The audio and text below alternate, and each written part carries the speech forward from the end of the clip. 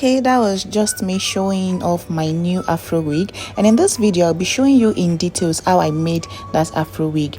So the first thing you're going to need is your wig cap that I just showed you, and you're going to need an Afro hair extension, and the one I used in this video is the Darling hair extension. You need your scissors and your crochet. So this is just my extension that I used in the making of this wig, and the entire process of this wig did not even take up to 2 hours. So you carefully section your hair extension. As you already know, Afro hairs can actually tangle, so and especially kinky hairs like this, so you have to be careful when you're sectioning it because you don't want it to be rough or scattered. So I divided it into 3 equal parts at first, but as I proceeded in the wig making process, I cut it into 4 sections. I mean one section of the hair extension I cut it into 4 later, but at the beginning I did 3 because I felt it would be too short if I cut it into 4, but eventually I cut it into 4. So you might want to cut yours into 4, but at the end of the day it depends on the length you are aiming for, you get. So the next thing you need to do is to insert your crochet pin, and as you can see I use the big crochet pin at the back here. So we have to be very careful because if you are not careful you can rip the net apart. Do you understand? And yes, I forgot to mention, you will need your T-pins or any kind of pin that you are convenient working with to secure your cap. Use it to secure the cap to the canvas block head like I did in this video. If you look at the wig cap, you can see I actually used a pin. I used a T-pin in my case in this video to secure the cap in place on the canvas block head. So you insert your crochet pin, you pull your hair extension, and you close the hook of the crochet. Just watch what I am doing, then you drag it out, then you drag the other half as well. Just imagine you tying a knot twice. That is basically what you are doing when you are using your crochet pin. So just watch what I am doing, you get the details.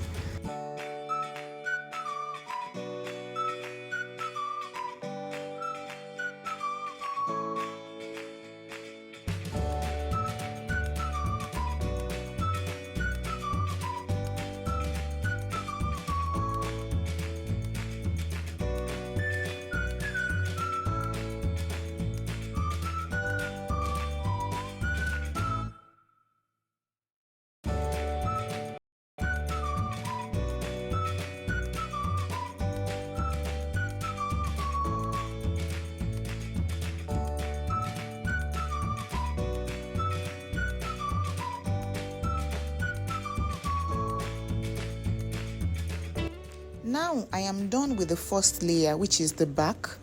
The next step is to go up, right? So by the time you want to go to the next layer on top of the first one you just did, you are going to come in between 2 of the knots you did.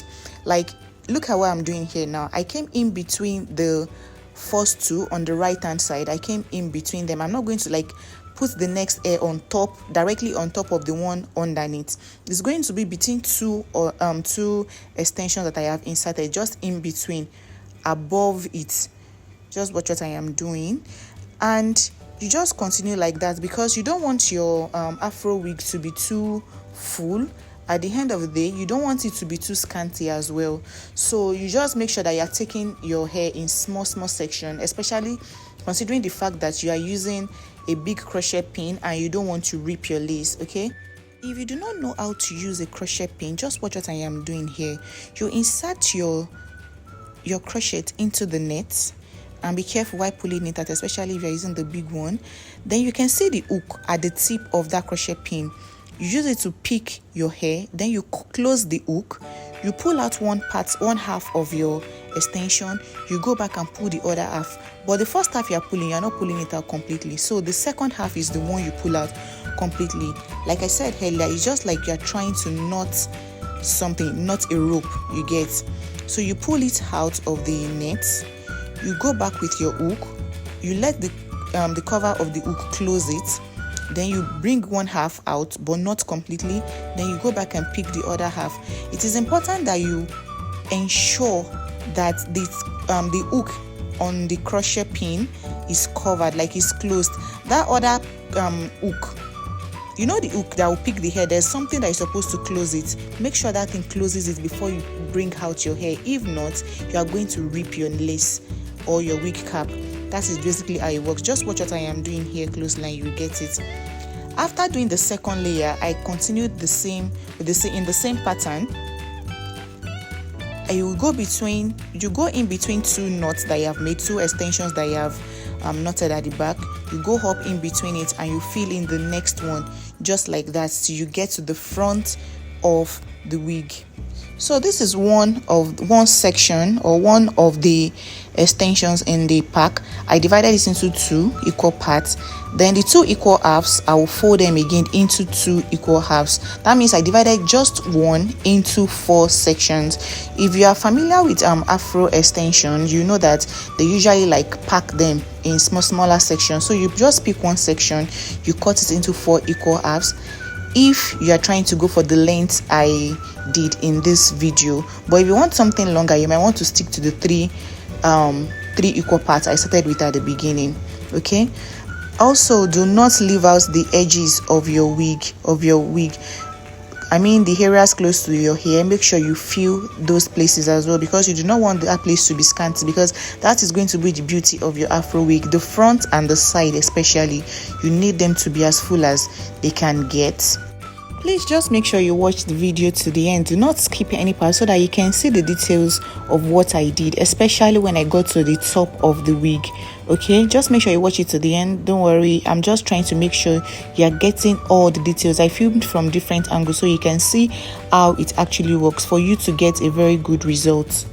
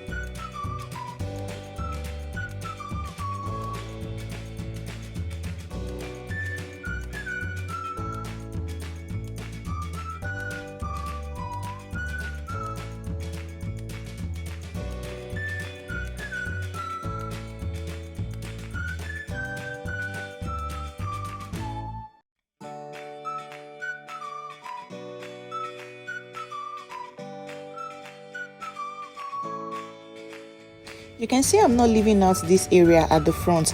It is not a net part of the wig cap, but it is very important you fill that area when you're making yours, if you're using this type of wig cap, because it's going to help in the coming together of your wig. Okay, so make sure you fill put in your extension into that part of the wig cap if you'll be using this type of wig cap, because I'm sure there are different options of wig cap that you can use. But if you are using this, do not leave out this part that I am working on right now.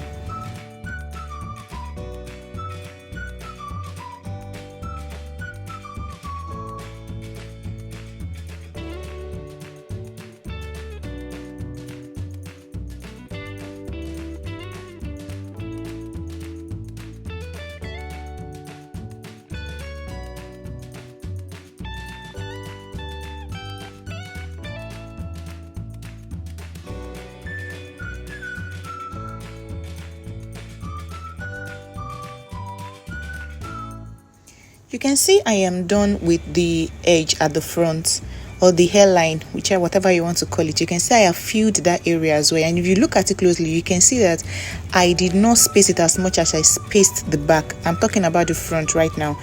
So that is how you go about it. And when we get to this part, that middle part that is like the closure that I'm pointing at now, you have to be very careful. As a matter of fact, I recommend you use a crochet with a smaller crochet pin for that middle area that is like the closure. So you can see I have filled this front completely, and it is remaining the top of the wig. So I'm going to go ahead and fill it as well.